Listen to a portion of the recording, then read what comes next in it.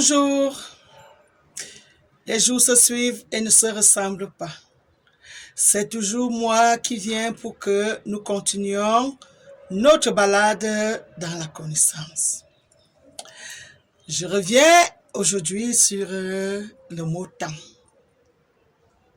Vous voyez, j'insiste toujours, j'aime ce mot. Mais il arrive que chaque valeur dans ce monde ne soit compris que dans un contexte bien défini. Parce qu'à chaque fois que je dis le temps, certains continuent à être perdus parce que je ne leur ai pas étalé le repère qu'il fallait utiliser le mot temps. Nous pouvons regarder le temps comme une époque, comme un moment, comme une période, comme une saison. Il est alors différent du temps comme une date. Vous comprenez, quand je dis une date, il y a le jour, le mois, l'année, l'âge. On peut utiliser le mot temps comme une durée, comme une étape, donc quand on dit le temps suivant, une étape de l'évolution. Je peux même encore revenir sur les différentes étapes du temps dans l'histoire, là où on te parlera de la préhistoire, de l'Antiquité, du temps... non, je reviens. On parle de la préhistoire, de l'Antiquité, du Moyen-Âge, du temps moderne et du temps contemporain. Là, on parle des étapes du temps. Il y a le temps comme état de l'atmosphère en un lieu donné, à un moment donné. Ce ne sont pas ces différents temps que j'attire votre attention avec. Le temps que j'aime parler lorsque je parle de Dieu est le temps qui parle du mouvement ininterrompu par lequel le présent devient le passé, le futur devient le présent et un autre futur se pointe à l'horizon. Parce que l'autre là, il ne s'arrête pas. C'est celui-ci que j'appelle le véhicule qui n'a jamais eu de marche arrière. Ça veut dire, d'une façon vulgaire, on dit, le temps passé ne revient pas. Si ces éléments, j'ai souvent dit, la parole est une semence pour une âme. Ce qu'on sème comme une donnée dans notre âme a tendance à se réaliser en nous. Déjà, le langage lui-même est un ensemble de codes définis pour véhiculer une information. Alors, lorsque vous n'avez pas la bonne information, quelque chose sera mal digéré en vous. C'est ainsi que j'aime toujours détailler pour m'assurer que même la personne la plus idiote sur la terre, lorsqu'elle va m'écouter, elle va comprendre quelque chose.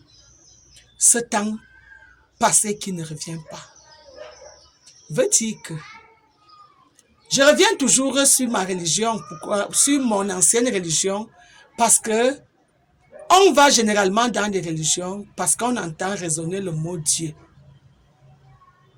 Alors, dans mon ancienne religion, qui est le catholicisme, on me disait là-bas que Jésus reviendra.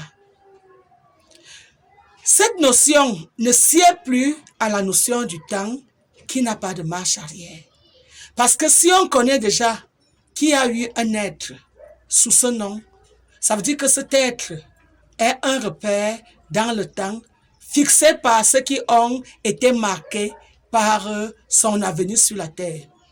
Si on dit aujourd'hui 2024 ans après Jésus-Christ, ça veut dire que il peut aussi avoir 2000, pas que il peut, il y aura également 2024 ans avant Jésus-Christ. La notion de Dieu ne sied pas avec ce genre de thème. Dieu qui est l'être qui était au commencement de toutes choses, au moment où tout était vide, là où il n'y avait rien. Ce Dieu ne peut point être l'enfant de quelqu'un. Donc, quand on parle de Dieu en termes de fils, cela ne sied pas avec Dieu dans sa vérité. Quand on parle de Dieu en tant que Saint-Esprit,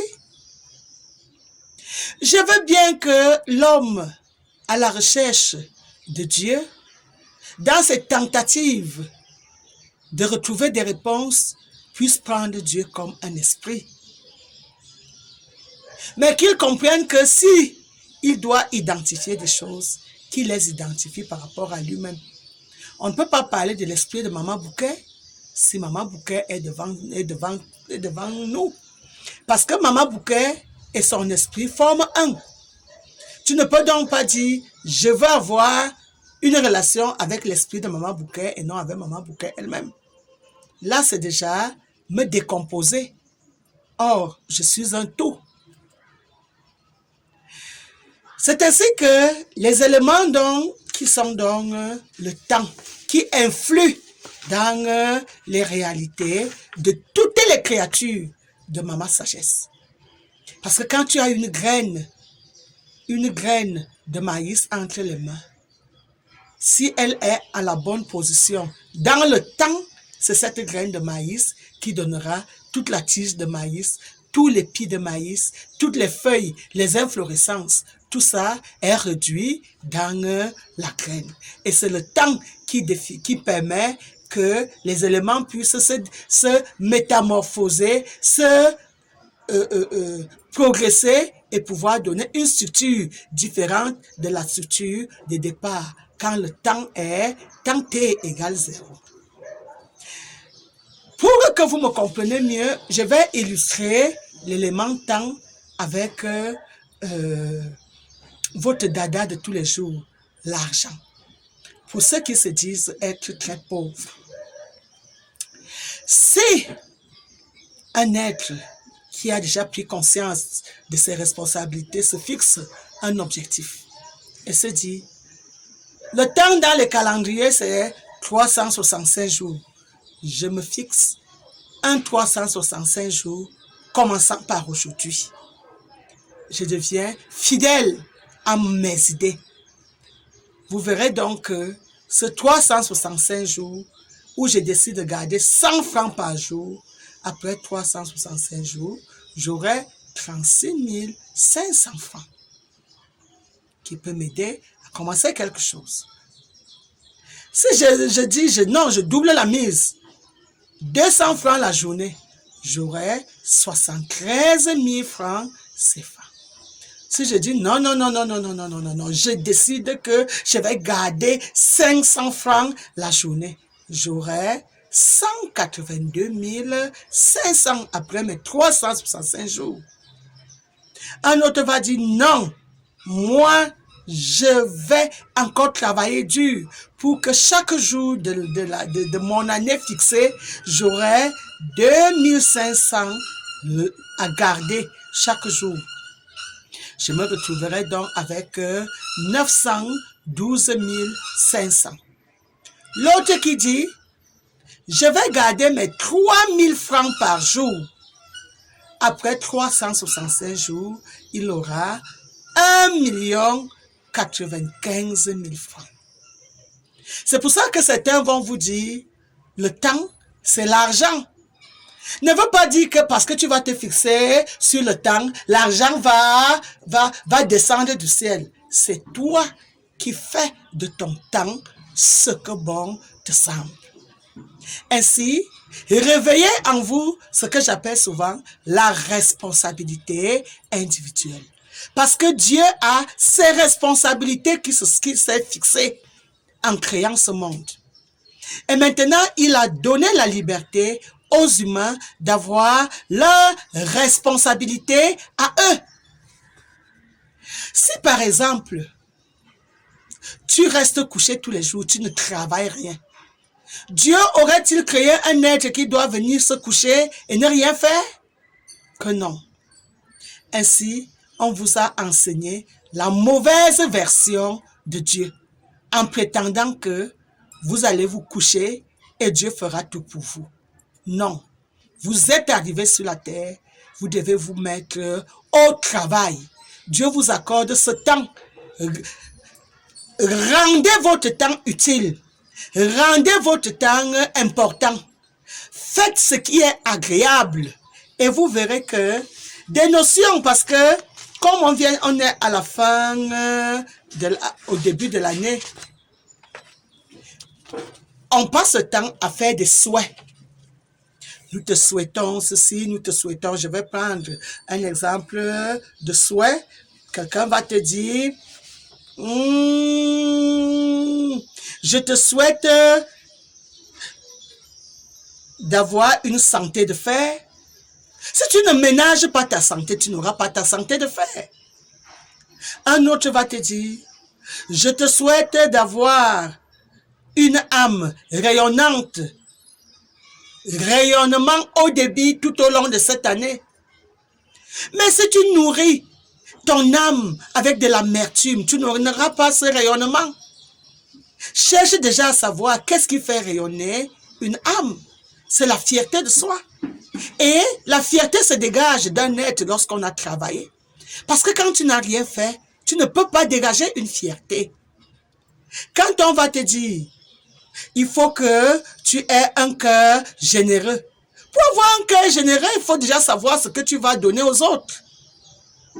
Alors, c'est bien beau les souhaits, mais ceux qui reçoivent ces souhaits puissent se fixer des objectifs dans le temps qui se présente à nous ou qui s'offre à nous, de rendre réels ces souhaits qui sont dans les bouches des uns et des autres et qui atterrissent dans nos vies afin que chacun puisse donner une valeur aux souhaits. Et là donc, Dieu qui a réalisé sa part de rêve réalisera tes rêves parce qu'il te verra dans un travail acharné. Il verra beaucoup de discipline dans ce que tu auras pris